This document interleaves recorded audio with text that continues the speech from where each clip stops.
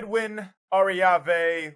Welcome to Conversations with CEOs. Now, I'm going to have to just preface this. Edwin and I, we've been talking about this podcast for a long time. I mean, we've been playing intense pickleball battles. You name the sport, we've been doing it. But now we are going to get under the skull of Edwin and see what's going on there that has created this amazing company, Skyline, who I just learned 50 straight weeks of growth. And I was asking Edwin, how many companies can say that ever in the history of ever? Probably a very rare few. Edwin, welcome to Conversations with CEOs. Thanks for being on, brother. It's an honor to be here. I know we've been talking about that for a long time, and I'm just glad that we're finally here. We're going to do something big right now. So, all right, let's do it. I want to know these early jobs you had before you are this amazing CEO. What were you doing when you were high school, college? What are these first type of jobs, and what did they teach you? So I've only been able to do two things. And the first job was a call center. I started working at a call center, did that at 15 years old. It was not the most ideal type of job for me because I was very shy and I was very timid. But I quickly got the courage to do that job I did not want to do, just in my desperation to help my family out. And one of the great things that this opportunity gave me is that before I would go on the phones to sell, they would train us for an hour a day, 5 days a week on mindset and leadership development stuff. And I started gaining that knowledge at 15 years old, all the way up to 21 years old. So by the time I decided to start my own company, which was at 21 years old, I had the confidence in that training to make me believe that I could do pretty well at business. Now, the mistake I made, David, was that once I started my own business, I stopped working on my mind. And then I didn't work on my mind for 20 years, literally from 21 all the way to 40. I never listened to a podcast. I didn't read any books. I didn't do any of that. And because of that, this self-limiting belief that I had about myself that I had suppressed for many, many years started to come back around. And that self-limiting belief was that I wasn't very smart because I graduated with a 1.8 GPA. So the school system sort of made me believe that because I didn't get good grades and I wasn't good at passing tests, that I wasn't smart. So in 2016, I finally started making so much money, the company did, that I didn't believe I deserved it. And when you don't believe you deserve something, you will self-sabotage yourself to come back down to what you really believe about yourself. So, it was definitely one of those interesting moments where I had to learn about myself, but I knew what the problem was, right? I knew I kept procrastinating. I remember in 2011, when I started really doing well for myself, that it started to come back. Hey, you're not that smart. People are going to figure out you've been getting lucky this whole time. And I knew I had to just go back and attack that fear and go back to studying on my mind. And I kept procrastinating on it until finally I just hit such a low point that I had to attack it. And then everything changed for me. Man, that's interesting. You know what? Like, you're talking about these self-limiting beliefs, and we are the biggest defenders that hold us back from any success that we'll ever have. And one thing about you, and I got to know you after that point of when you started to get back into the personal development and pouring into yourself. But one thing, like you're touching on, like success sounds great, but can also be, it's a double-edged sword. When you get success, you stop doing the things that built that success. But correct. But in that flip of the self-doubt, you have something, it's very rare, and it's the self-efficacy. You can act today as if you're the person you're going to be tomorrow. And I've had many conversations with you about this, and you just encouraging me. You're like, hey, David, I know this company is going to be 500 million. I know this is going to be $1 billion. Like there's not even a shred of doubt. You know it's going to happen. So you act today as if you are going to be that person tomorrow. Are there certain tools as a leader that you implement into your culture, into your company that reflects this self-belief you have? Correct. And, that all starts with faith, right? Faith is in action before you have what you need. Nice. And I've always been a big fan of that But also what gives me confidence in that is just I have a history of, keeping those promises that I make to myself, right? So, one of the things that I try to tell my guys all the time is, you got, it all starts with humility. Mm, And humility allows you to continue to want to grow. No matter how big you are, you realize that there's always growth opportunities, because the minute you think you know it all, mm. that means you hit your ceiling. That means there is no way, there's no Good, more growth. So I good. think the humility to know that there's always something to be learned. The more successful you become, the more you have to pay attention, because you start to think, oh, I've heard that before. I've heard that before. And you could easily check out. And Yeah. what you don't realize is that one sentence can change your life forever. So the more successful you become, it's almost like the more attentive you have to become, Mm-hmm. right? So I think it all starts with humility, right? Humility is also not letting it get to your head where now you start treating others without respect. Doesn't matter how big you get, you treat other people the way you want to be treated, right? And I think from that humility comes integrity, because when you're humble, you also have people's best interest at heart. It's almost like you want to put people first, because in the long run you'll always win if Oh, you if good. you, you serve other people first. Well, so that's humility. So that humility makes you about truth. Now you're about integrity.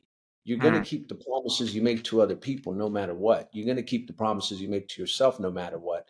And then that gives you the courage, right? The good. courage to do things, because again, you've put in the work. You've been humble. You've humbled yourself to be good with the little things, so that when the big opportunity comes, you're ready for it. Like, you've been working this Yeah. entire time for this moment, right? You didn't get arrogant. You didn't just stop working because you got success, you got a little success, Mm-hmm. the seduction of success. No, you kept doing the little things, and that integrity of just you keeping the promises that you make to yourself now give you this courage to do things and take on things that demand more than you think you're worth, that might be a bit scary for you. Man, I've So seen you. that's Yeah. how I instill my guys. I love that, man. And the difference in why your company is so successful is you don't just talk about these things, you live these. I've seen it many times. One of my gifts is to be able to just be aware of other people and read other people. I've just been around people so many times, is that I can see you living this out, not just in your business that you run, but in the friends, the way you treat people, the way you serve, the way you go above and beyond, the way when there's tons of people over at your house and you're just asking everybody how you can serve them. It's not about you, but you're always on that giving front. And that type of leadership, servant leadership, is something that people talk about, but leadership is servanthood. There is no leadership without servant in that name, in that word. And dude, so I got to give you like this. You're hearing him say all these things, but trust me, he's living it not just in business, but every area of his life. And that's the key. Now, as you touched on, the seduction of success, companies, sports teams, individuals will struggle from this. And once you get successful, it's hard to continue to push the potential, to push the ceiling higher. I call it sustaining greatness. It's something me and Eric Mm. Spoelstra, the head coach of the Miami Heat, have talked about a long time. It's not the most difficult times and seasons aren't when you lose, but they're when you win and when you taste that success. And what I've seen you do at Skyline, which I'd love for you to speak on, I think it's fascinating, is you guys were successful, but you saw what the world was becoming. You saw it's going to be more of a solar. And instead of just saying, hey, we're going to be like Blockbuster and never transform over to DVDs or online, we're going to be like one of those companies that have gone extinct, BlackBerry, you name it, we're going to transform and evolve even when we're at the top. That is an art, that is a skill, and I'd love to see just hear any of your thoughts around that sustaining greatness.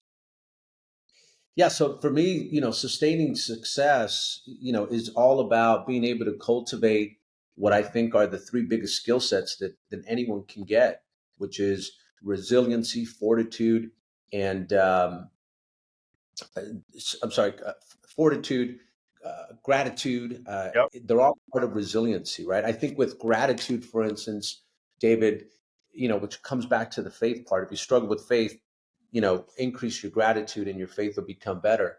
But with gratitude, what I love about it is when you're grateful about something, you don't take failure as permanent. You don't look at it as permanent, There you go. and you don't take it as personal, and you realize that there's a lot of things to be grateful for. Yep. So as you're going through those tough times, because you are going to go through those tough times, there's no way you're going to sustain success for a long time and think that you're not going to get punched in the face over and over and over.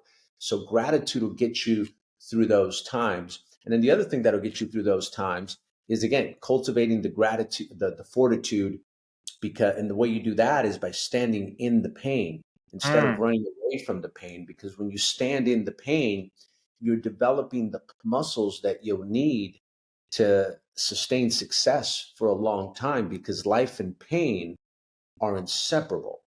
Whew. You're always going to get punched in the face. So you might as well develop those muscles. And I think the reason most people can't handle pressure, the reason most people can't handle resistance is because when it comes, and again, it's inevitable that it's going to come, Yeah. instead of standing in the pain, pushing forward, focusing on the things that they can control, they run away from it. Well, if you continue to run away from it, then you're never going to develop the muscles that you need to Yep. sustain the success when it comes. So, for me in 2020, when I started the solar company, it's actually at the beginning of 2021.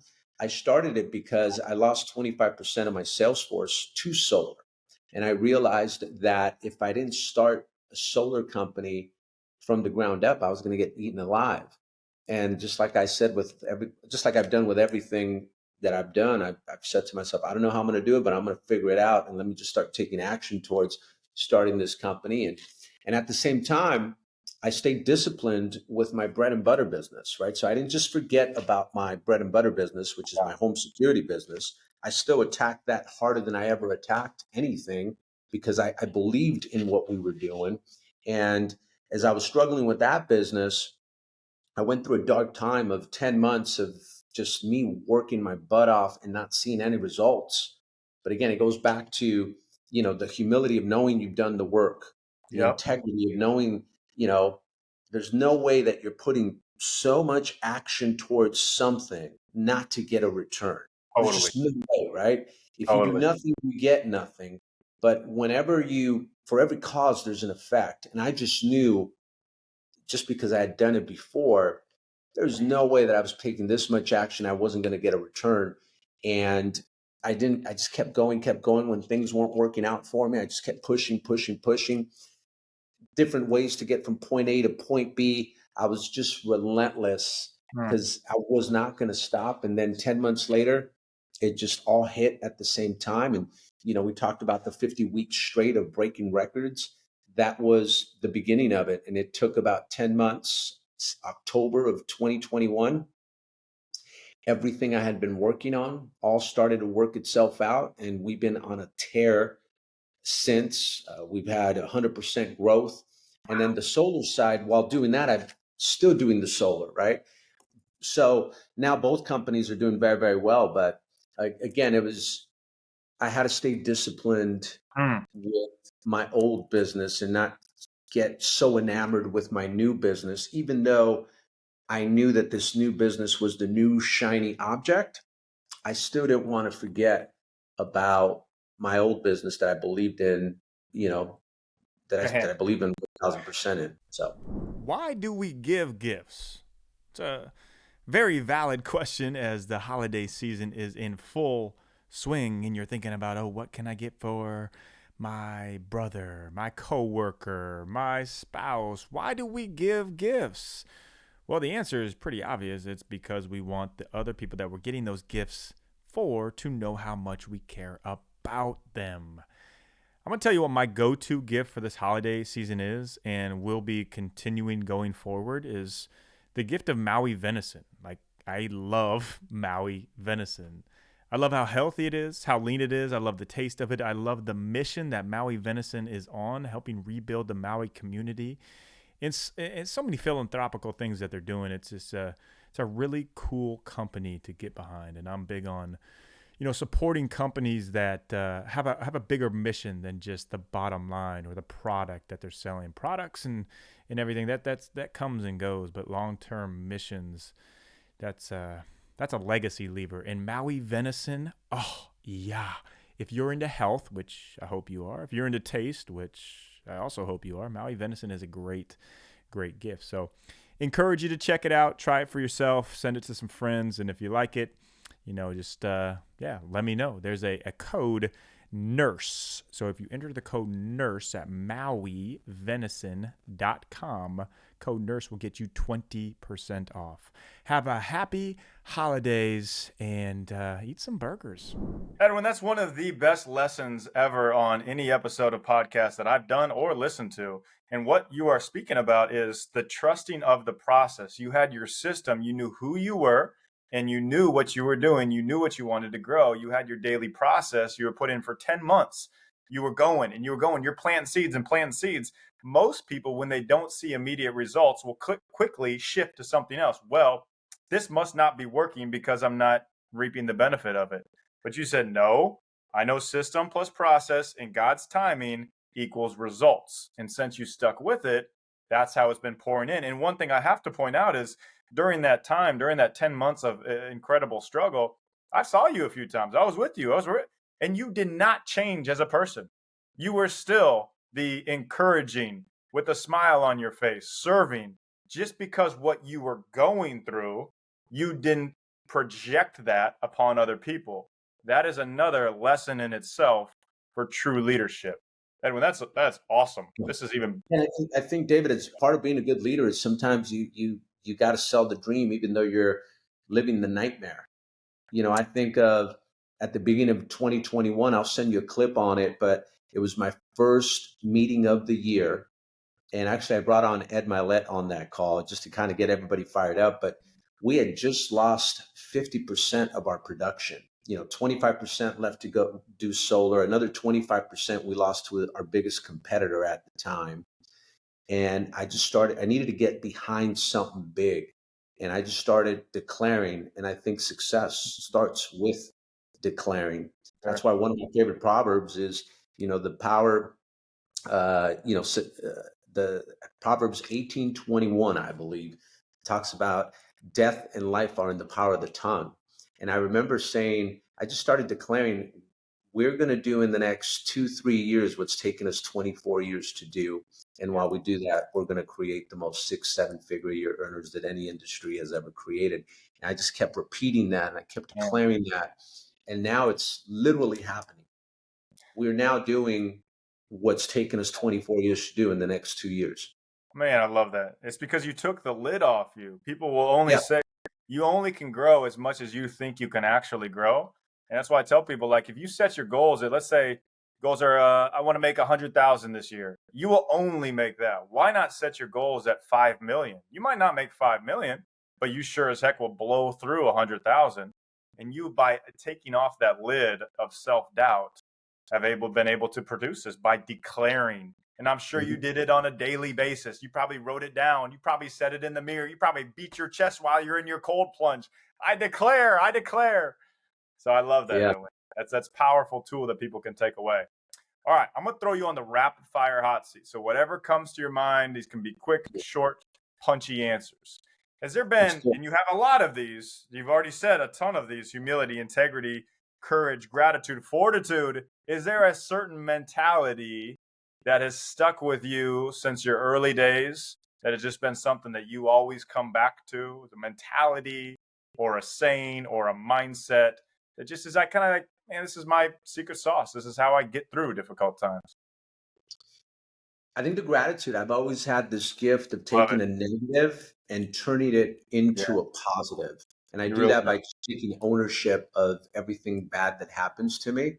So my faith is just off the chart. Like I'm always like, we're going to figure this thing out.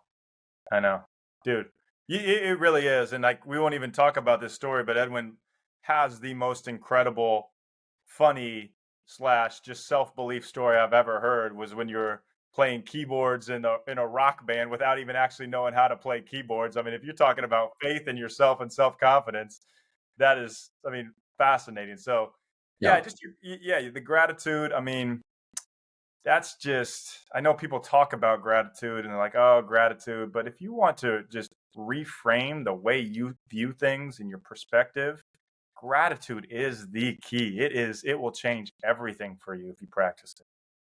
Edwin, what does success look like for you? For me, success is being able to pay it forward and giving people the same opportunity that I've had. It's contribution.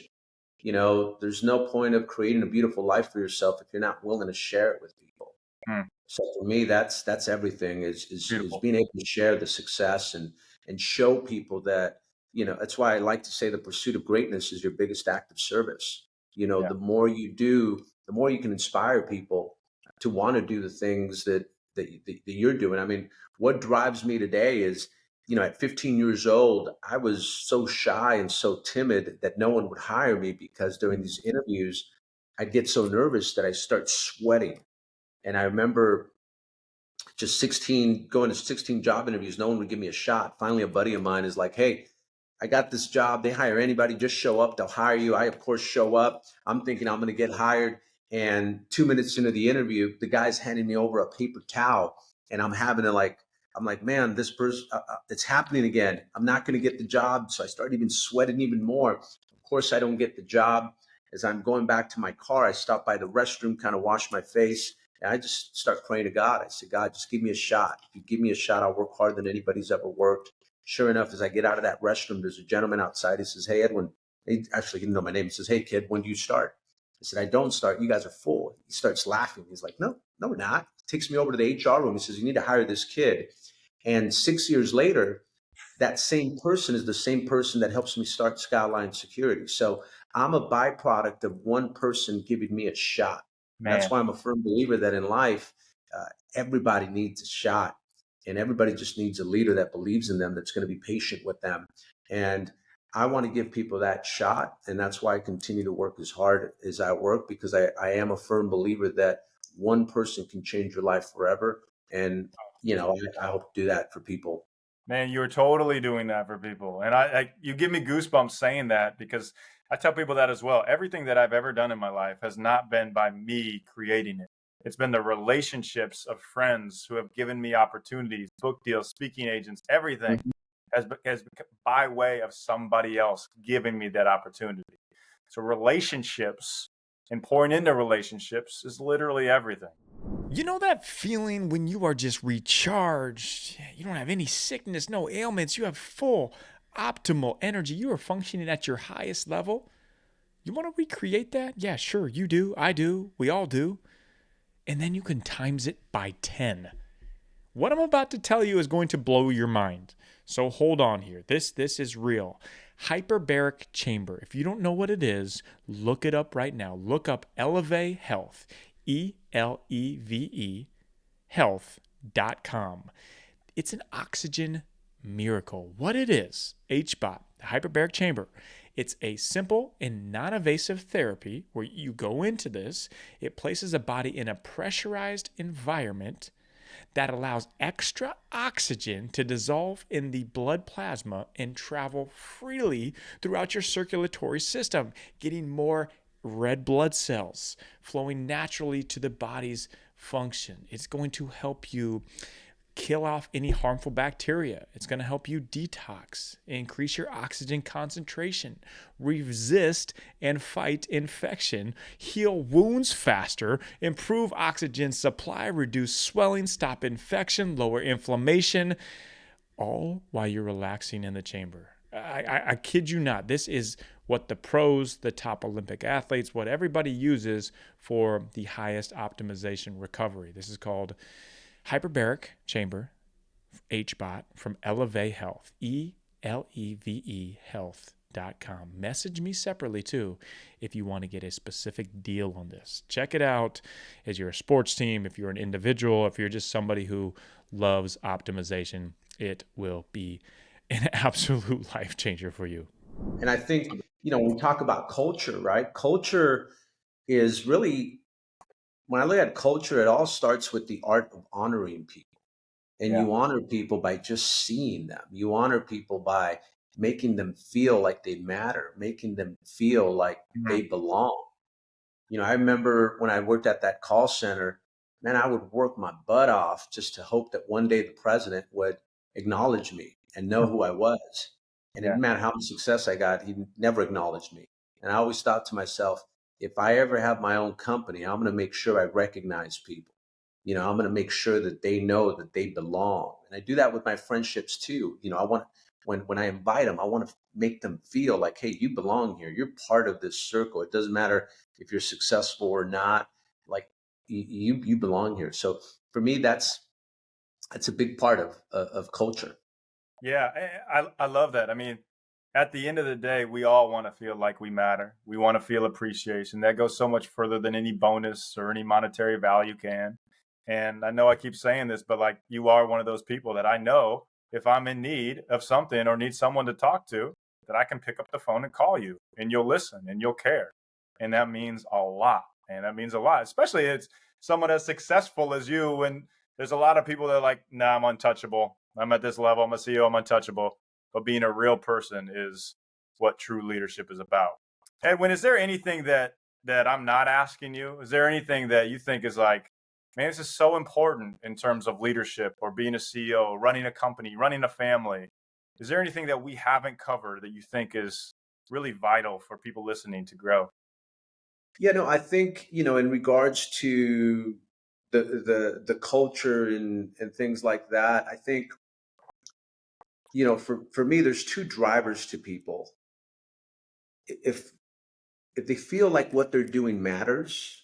So if you're a CEO and you have a company, just making sure that all of your employees know that what they do matters, Yeah. making them feel right that what they're doing matters. And the other thing is making sure people are growing, right? And I love the idea, we're big here on just, we are in the dream making business, Hmm. right? We are in the create a millionaire business. We are in the leadership development business. And we've literally turned our business into a sport, into a recognition, into a competition. Yeah. And the reason we do that is there's not a lot of people that want to just go do sales, but there's a lot of people, there's millions of people out there that want to win, that want to get recognized, that want to compete.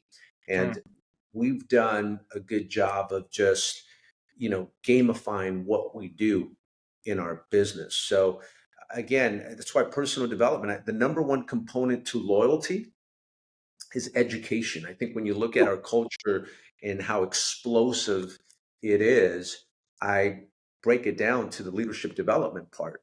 And because when you educate people, number one, as long as they can validate that what you're telling them is true, then what happens is in their eyes, you become the expert. Yeah. But more importantly, you create empathy with them Hmm. because now you're taking the time to teach them things that no one else is willing to teach them, which Yeah. then shows them that you care.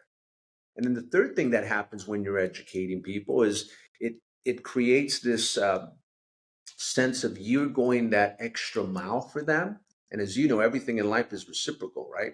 You get what you give. So now they'll want to go that extra mile for you because they're like, man, Edwin's taking the time to sit with us on a Friday and Yeah. teach us everything that he knows, right? Now, most people think, Edwin, why are you doing that? They're going to go start their own company. And that's the scarcity type of mindset, right? If they go start their own company, so be it. You've served them, right? But more often than not, they're not going to want to start their own company because they're going to realize that you care about them and Hmm. they're growing. And as long as you continue to grow, their dream can fit inside of it, right? But it's why I've also have continued to want to grow because what drives me today is I want to give people literally the same opportunity that I have.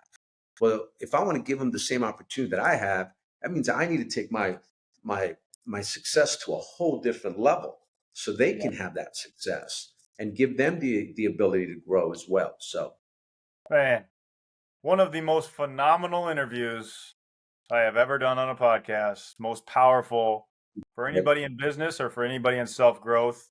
This is a gem, Edwin. Like, I know you could keep going for days. I'll let you Right. off the hot seat, and until we have another pickleball battle soon, Yeah. I'll probably be soaking you up for some knowledge coming, man. But this was fascinating. Thank you, brother.